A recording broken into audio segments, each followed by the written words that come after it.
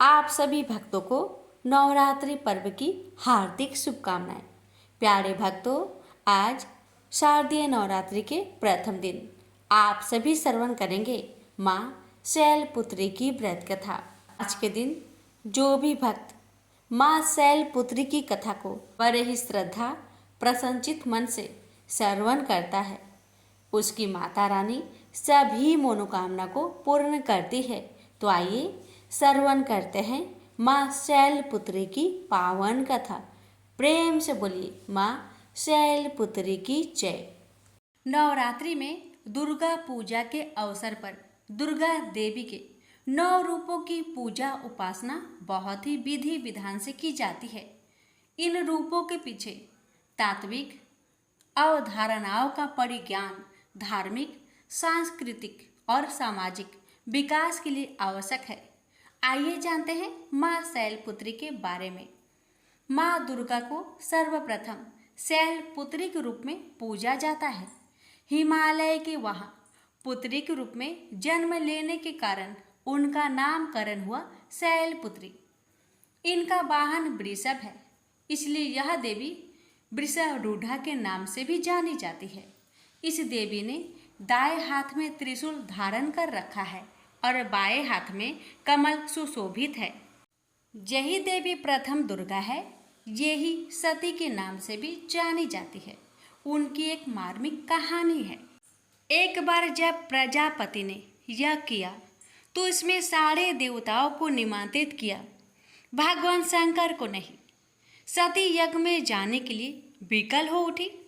शंकर जी ने कहा कि सारे देवताओं को निमंत्रित किया गया है, उन्हें नहीं। ऐसे में वहां जाना उचित नहीं है। सती का प्रबल आग्रह देखकर शंकर जी ने उन्हें यज्ञ में जाने की अनुमति दे दी। सती जब घर पहुंची तो सिर्फ माँ ने ही उन्हें स्नेह किया। बहनों की बातों में व्यंग्य और उपहास के भाव थे। भगवान शंकर के प्रति भी तिरस्कार का भाव है। दक्ष ने भी उनके प्रति अपमानजनक वचन कहे। इससे सती को कलेश पहुंचा। वे अपने पति का यह अपमान न सह सकी और योग अग्नि द्वारा अपने को जलाकर भस्म कर लिया। इस दारुण दुख से व्यथित होकर शंकर भगवान ने उस यज्ञ का विध्वंस करा दिया। यही सती अगले जन्म में शैलराज हिमालय की पुत्री के रूप में जन्मी और शैलपुत्री कहलाई। पार्वती और हेमवती भी इसी देवी के अन्य नाम हैं। शैलपुत्री का विवाह भी भगवान शंकर से हुआ। शैलपुत्री शिव जी की अर्धांगिनी बनी। इनका महत्व और शक्ति अनंत है। प्रेम से बोलिए माँ शैलपुत्री की जय। अब आइए जानते हैं शैलपुत्री माता की पूजन विधि, भोग और कुछ अन्य जानकारियाँ। शैलपुत्री माता की पूजन विधि। नवरात्रि के दिन सुबह जल्दी उठ जाए और फिर साफ सुथरे वस्त्र पहन ले। इसके बाद माँ शैलपुत्री या फिर माँ शैलपुत्री की तस्वीर नहीं है तो माँ दुर्गा की तस्वीर चौकी पर स्थापित करें। वहीं सबसे पहले कलश शुभ मुहूर्त में स्थापित करें। इसके बाद दीपक प्रज्वलित करें। वही शास्त्रों के अनुसार माँ शैलपुत्री को सफ़ेद वस्तुएं बहुत पसंद है, इसलिए चंदन रोली से टीका कर माँ की प्रतिमा पर सफ़ेद वस्त्र और सफ़ेद फूल अर्पित करें। बाद में शैलपुत्री दुर्गा सप्तशती का पाठ करें और माता की आरती करें। माँ शैलपुत्री को इन चीज़ों का भोग लगाएं। नवरात्रि के पहले दिन माँ शैलपुत्री की पूजा करने का विधान है। माँ दुर्गा के शैलपुत्री रूप को गाय के घी और दूध से बनी चीज़ों का भोग लगाया जाता है। आप माता को गाय के दूध से बनी बर्फी का भोग लगा सकते हैं। ऐसा करने से आपको माँ शैलपुत्री का आशीर्वाद प्राप्त होगा। प्यारे भक्तों, अब आइए श्रवण करते हैं माँ दुर्गा की एक अन्य पावन कथा।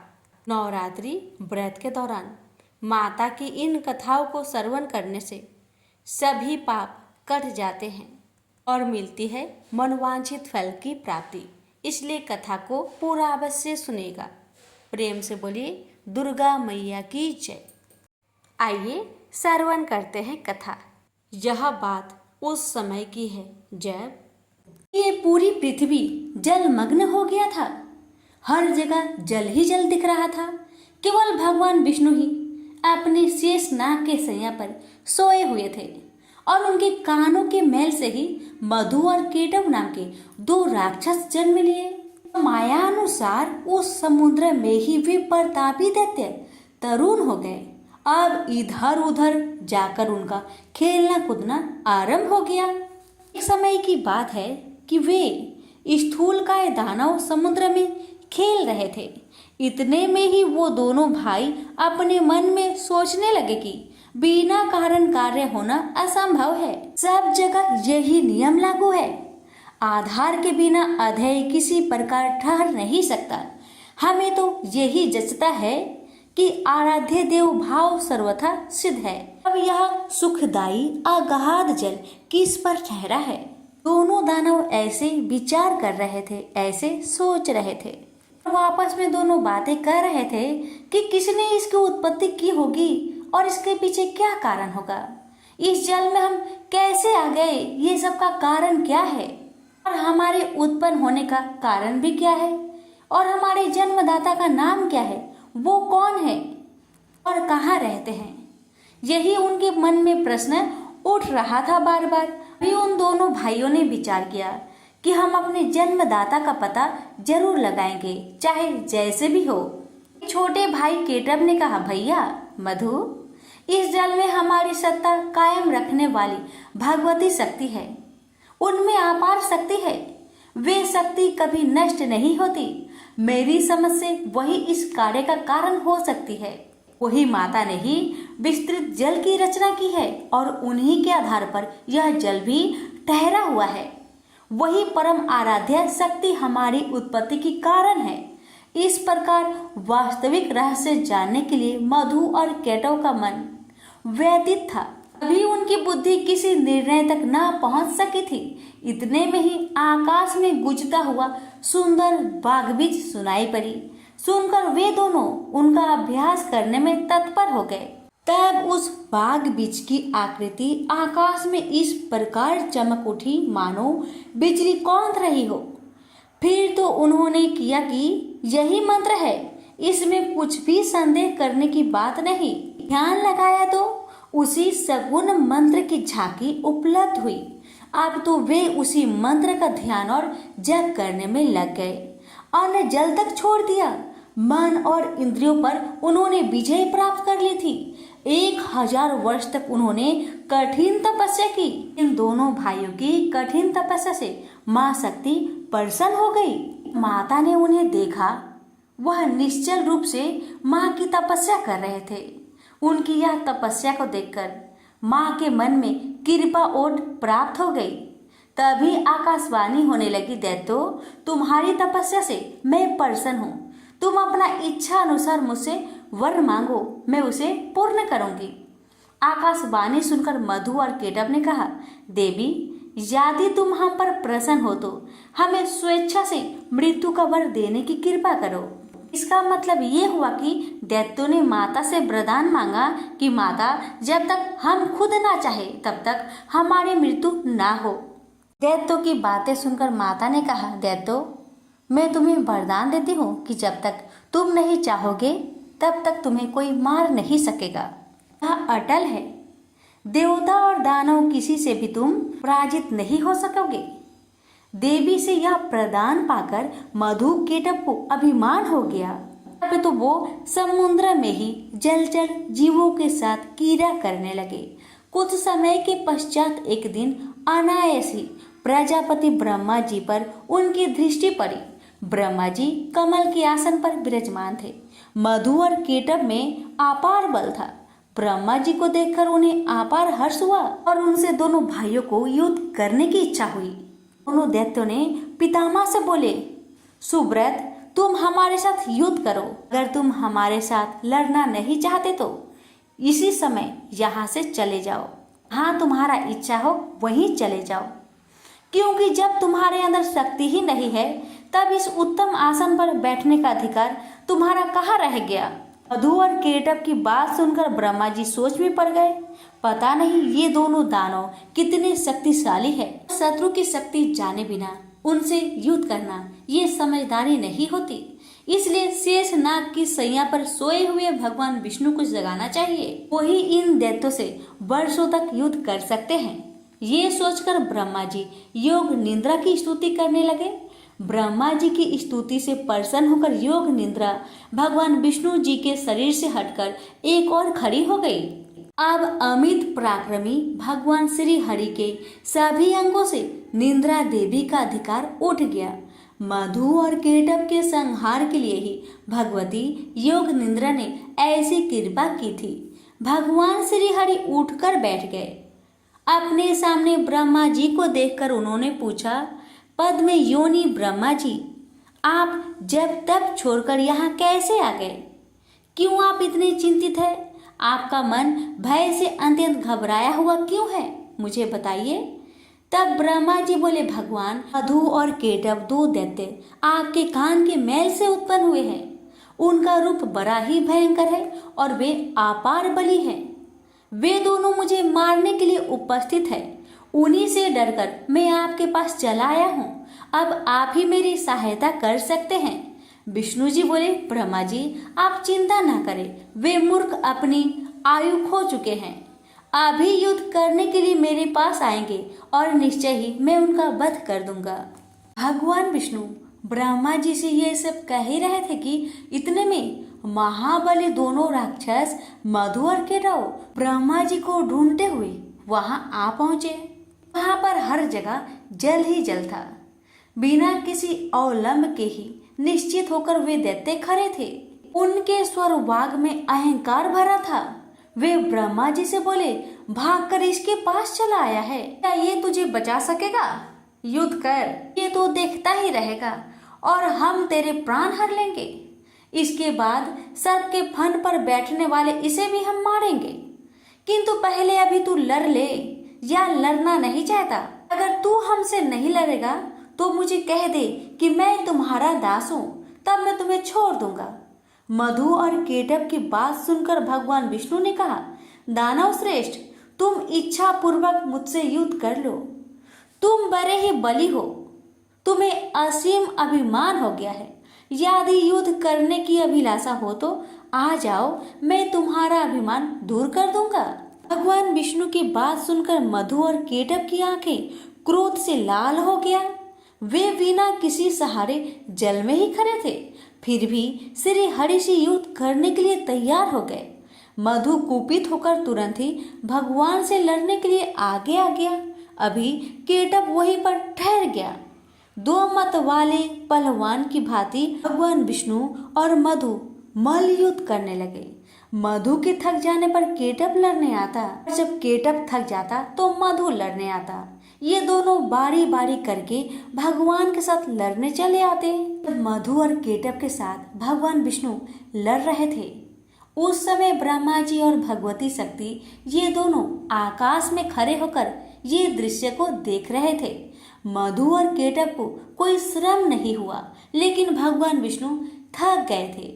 जब 5000 वर्षों तक लड़ाई होती रही, तब भगवान श्री हरि मधु और केटव की मृत्यु के बारे में विचार करने लगे और सोचने लगे, अरे मैंने 5000 वर्षों तक युद्ध किया, फिर भी इन भयंकर दानवों को श्रम तक नहीं हुआ, इन्हें थकान नहीं हुआ और मैं थक गया हूँ। तो बड़ी हैरानी करने वाली बात है, मेरा बल और पराक्रम कहाँ चला गया?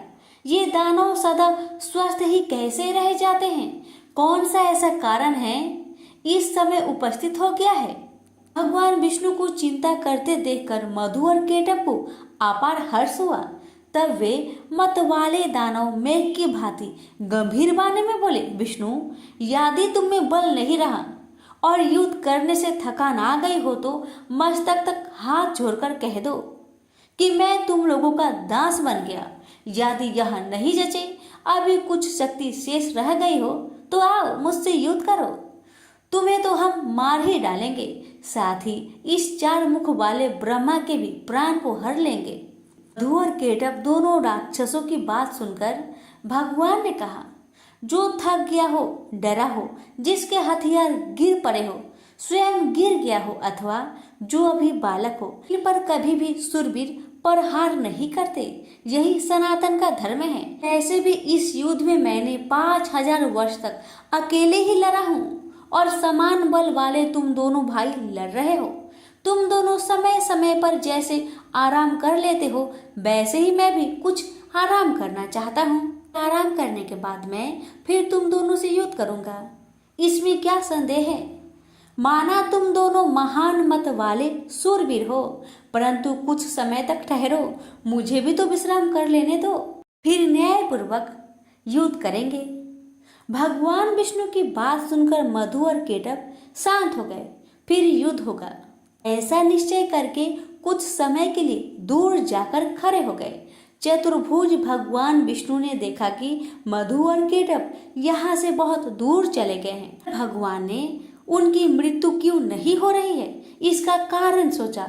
बहुत सोच विचार करने पर उन्हें ज्ञात हुआ कि भगवती ने इन्हें वरदान दिया है, ये जब चाहेंगे वही इनकी मृत्यु हो पाएगी, अन्यथा नहीं। ये कारण है कि ये दोनों दानव अभी तक शांत नहीं हो रहे हैं। मैंने व्यर्थ में ही इतनी घोर लड़ाई की, मेरे परिश्रम का कुछ फल भी नहीं मिला। ये कैसे मरेंगे, ये ठीक जाने बिना अब मैं युद्ध करूं भी तो किस प्रकार करूं। दोनों दानव तो बर के प्रभाव से घमंड में चूर हो रहे हैं। बिना युद्ध की ये मरेंगी भी तो कैसे? भगवती बर दे चुकी है, वह उसे टाल नहीं सकती। अतः मैं अब सभी मनोरथ पूर्ण करने वाली उन विद्यामयी शक्ति की शरण में चलूं, क्योंकि अब उनके प्रसन्न हुए बिना कार्य सिद्ध नहीं हो सकता।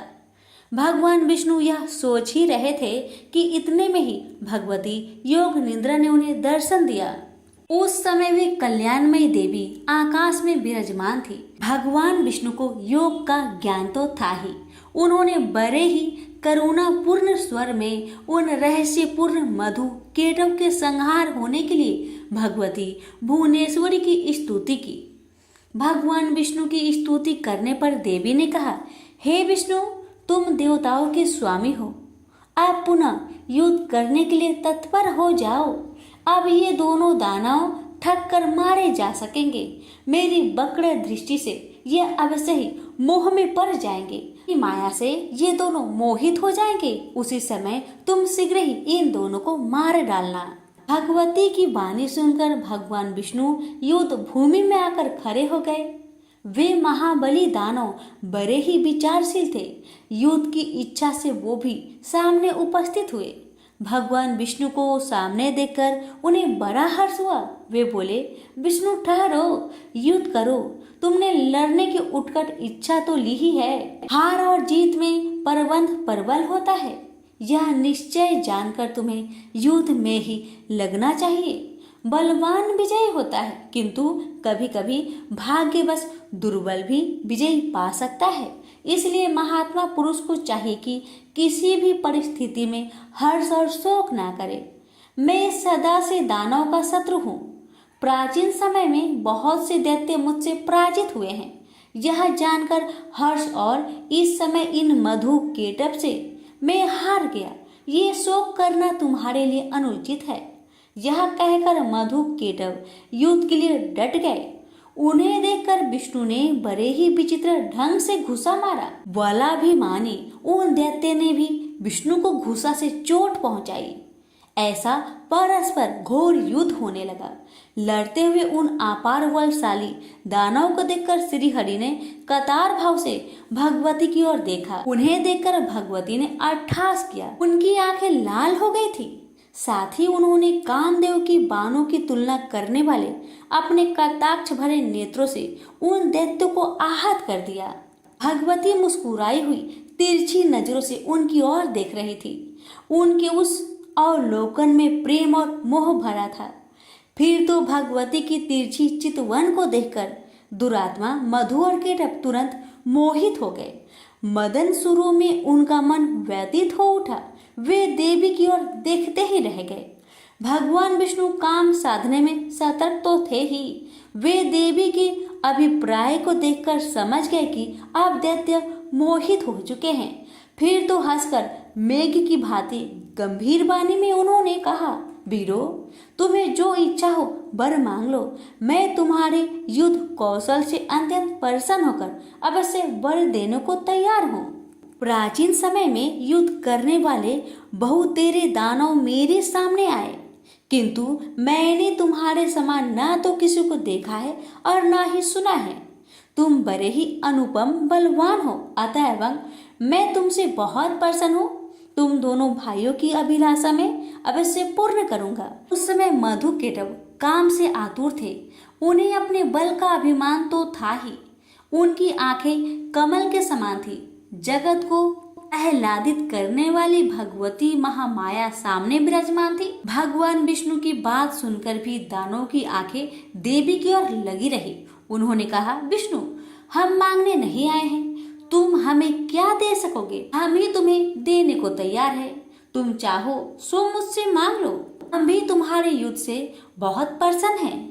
मधुकेटव की बात सुनकर भगवान विष्णु ने कहा, यदि तुम लोग अब मुझ पर प्रसन्न हो और मुझे वर देना चाहते हो तो बस तुम दोनों मेरे हाथ से मौत स्वीकार कर लो। भगवान विष्णु की बात सुनकर मधुकेटव महान आश्चर्य में पड़ गए। वे हमें ठग गए मानकर खड़े रहे। उनके मुख पर शोक की घटा घिर आई। सर्वत्र जल जल भरा हुआ था। कहीं भी प्राकृतिक भूमि दिखाई नहीं दे रही थी। यही मन में विचार करके वे दोनों राक्षस बोले, विष्णु, हे जनार्दन, तुम देवताओं के स्वामी हो। तुमने भी पहले वर देने की बात कही थी। तुम कभी झूठ नहीं बोलते, अतः हमारा भी अभिलाषा वर लो। हमारा वर यही है कि जल शून्य विस्तार वाले स्थान पर हमारा वध करो। हमने तुमसे मौत स्वीकार कर ली है, किंतु तुम भी वचन का पालन करना। भगवान विष्णु ने सुदर्शन चक्र को याद किया। साथ ही वे हंसकर बोले, महाभाग, जल शून्य विस्तृत स्थान पर ही तुम्हें मार रहा हूँ। यह कहकर विष्णु ने अपनी विशाल जांघें फैलाकर जल पर ही जल रहित मधुकेटव को दिखा दिया। साथ ही साथ कहा, इस स्थान पर जल नहीं है, अब तुम अपना मस्तक हमें दे दो। आज मैं सत्यवादी रहूंगा और तुम भी। भगवान विष्णु का यह कथन सुनकर उनकी सत्यता पर वे विचार करते रहे। तत्पश्चात अपने 4000 कोस वाले विशाल शरीर को उन्होंने स्वयं मृत्यु के मुख में डाल दिया। उस समय भगवान विष्णु ने अपनी जांघें सटा ली। यह देखकर मधुकेटव को बड़ा आश्चर्य हुआ। उन विचित्र जांघों पर मस्तक रखने के लिए भगवान ने दैत्य से कहा। उन्होंने मस्तक रख दिया। तब भगवान ने उनके मस्तक को चक्र से काट डाला। तदंतर मधु और केटव के प्राण पेखरू उड़ गए। उस समय सारा समुद्र उन दैत्य के रक्त और मज्जा से व्याप्त हो गया। प्रेम से बोलिए विष्णु भगवान की जय। श्री दुर्गा सप्तशती पाठ का प्रथम अध्याय। प्रथम अध्याय सुनाने से पहले मैं आप सभी को बताना चाहती हूँ कि प्रथम अध्याय को सुनने से क्या फल मिलता है। प्रथम अध्याय को श्रद्धा पूर्वक श्रवण करने से किसी भी प्रकार की चिंता है, किसी भी प्रकार का मानसिक विकार यानी कि मानसिक कष्ट है, तो दुर्गा सप्तशती के प्रथम अध्याय के पाठ से इन सभी मानसिक विचारों और दुष्ट चिंताओं से मुक्ति मिलती है। इंसान की चेतना जागृत होती है और विचारों को सही दिशा मिलती है। अब आइए श्रवण करिए श्री दुर्गा सप्तशती पाठ की प्रथम अध्याय। अगर हमारी कथा कहानी आपको अच्छी लगे तो दूसरों को अवश्य शेयर करें। प्रेम से बोलिए माँ जगदम्बा की जय हो। मेधा ऋषि का राजा सूरथ और समाधि को देवी की महिमा बताना। महर्षि मार्कंडेय बोले, सूर्य के पुत्र स्वर्णी की उत्पत्ति की कथा विस्तार पूर्वक कहता हूँ, सुनो। स्वर्णी महामाया की कृपा से जिस प्रकार मनवंतर के स्वामी हुए उसका हाल भी सुनो। पहले स्वरोचिष नामक मनवंतर में चैत्र में उत्पन्न हुए सूरथ नाम के एक राजा थे। सारी पृथ्वी पर उनका राज्य था। वह प्रजा को अपने पुत्र के समान मानते थे। तो भी कोला विधुवंशी नाम के क्षत्रिय उनके शत्रु बन गए। दुष्टों को दंड देने वाले राजा सूरत की उनके साथ लड़ाई हुई। कोला विधवंशियों की संख्या में कम होने पर भी राजा सूरत युद्ध में उनसे हार गए।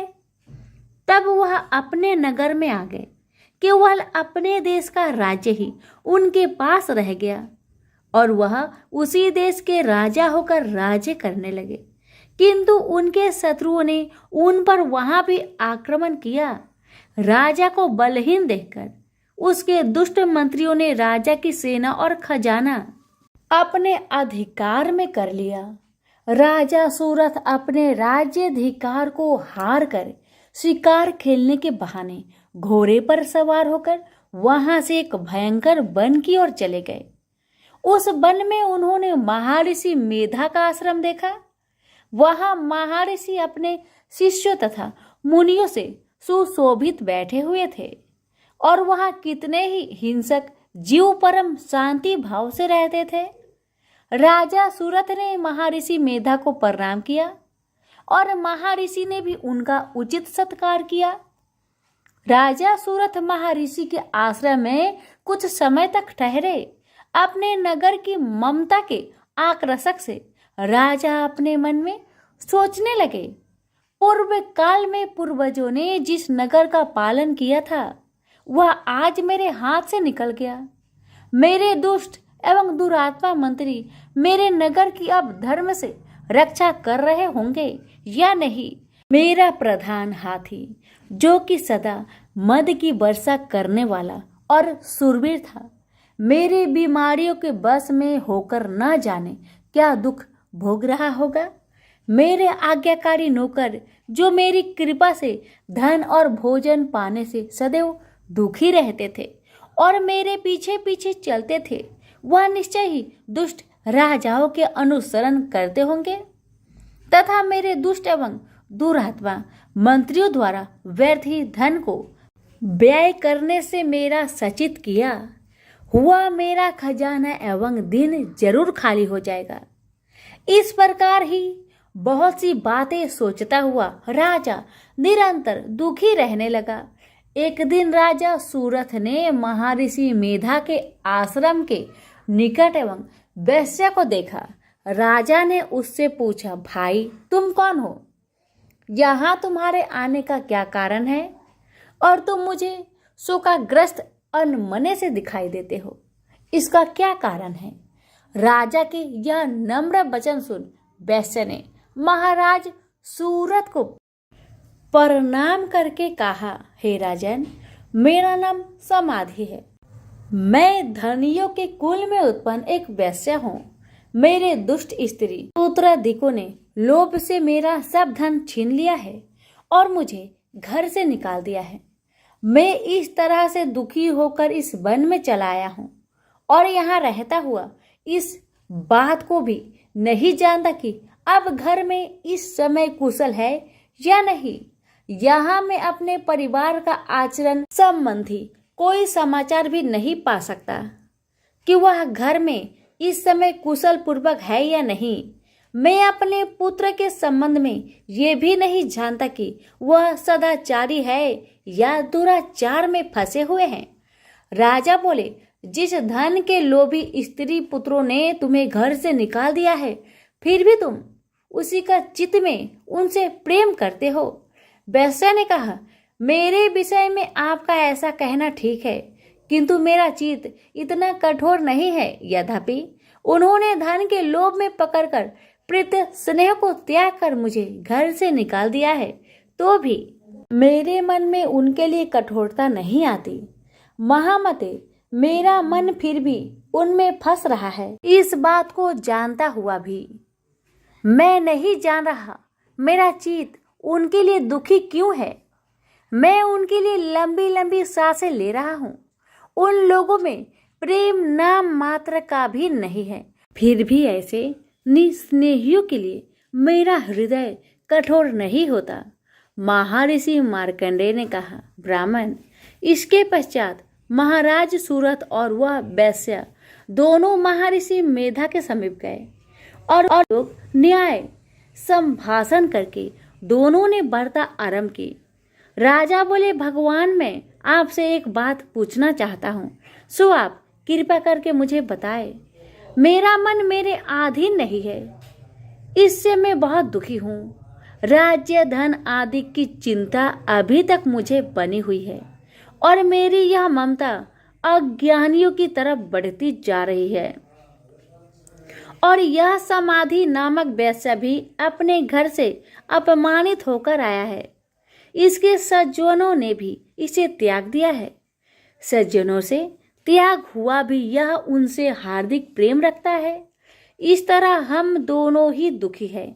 हे महाभाग, उन लोगों के अवगुणों को देखकर भी हम दोनों के मन में उनके लिए ममता जनित आकर्षक उत्पन्न हो रहा है। हमारे ज्ञान रहते हुए भी ऐसा क्यों है? अज्ञानी मनुष्य की तरह हम दोनों में यह मूर्खता क्यों है? महर्षि मेधा ने कहा, विषय मार्ग का ज्ञान सब जंतुओं को है। सबों के लिए विषय पृथक पृथक होते हैं। कुछ प्राणी दिन में नहीं देखते और कुछ रात को, परंतु कोई जीव ऐसे हैं जो दिन तथा रात दोनों में देख सकते हैं। यह सत्य है कि मनुष्य में ज्ञान प्रधान है, किंतु केवल मनुष्य ही ज्ञानी नहीं होता। पशु पंछी आदि भी ज्ञान रखते हैं। जैसे यह पशु पंछी ज्ञानी है, वैसे ही मनुष्यों का ज्ञान है, और ज्ञान मनुष्यों में है वैसे ही पशु पंछियों में है, तथा अन्य बातें भी दोनों में एक जैसी पाई जाती है। ज्ञान होने पर भी इन पंछियों की ओर देखो कि अपने भूख से पीड़ित बच्चों की चोंच में कितने प्रेम से अन्न के दाने डालते हैं। राजन, ऐसा ही प्रेम मनुष्य में अपनी संतान के प्रति पाया जाता है। लोभ के कारण अपने उपकार का बदला पाने के लिए मनुष्य पुत्रों की इच्छा करते हैं और इस प्रकार मोह के गड्ढे में गिर जाते हैं। भगवान श्री हरि की जो माया है, उसी में यह संसार मोहित हो रहा है। इसमें आश्चर्य की कोई बात नहीं, क्योंकि वह भगवान विष्णु की योग निद्रा है। यह माया ही तो है जिसके कारण संसार मोह में जकड़ा हुआ है। यही महामाया भगवती देवी ज्ञानियों के चित्त को बलपूर्वक खींचकर मोह में डाल देती है और उसी के द्वारा संपूर्ण जगत की उत्पत्ति होती है। यही भगवती देवी प्रसन्न होकर मनुष्य को मुक्ति प्रदान करती है। यही संसार के बंधन का कारण है तथा संपूर्ण ईश्वरों की भी स्वामिनी है। महाराज सूरथ ने पूछा, भगवान, वह देवी कौन है जिसको आप महामाया कहते हैं? ब्राह्मण, वह कैसे उत्पन्न हुई और उसका कार्य क्या है? उसके चरित्र कौन कौन है?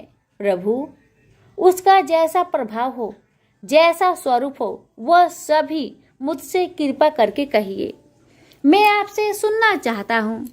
महर्षि मेधा बोले, राजन, वह देवी तो नित्य स्वरूपा है, उससे यह संसार रचाया गया है, तब भी उसकी उत्पत्ति अनेक प्रकार से होती है।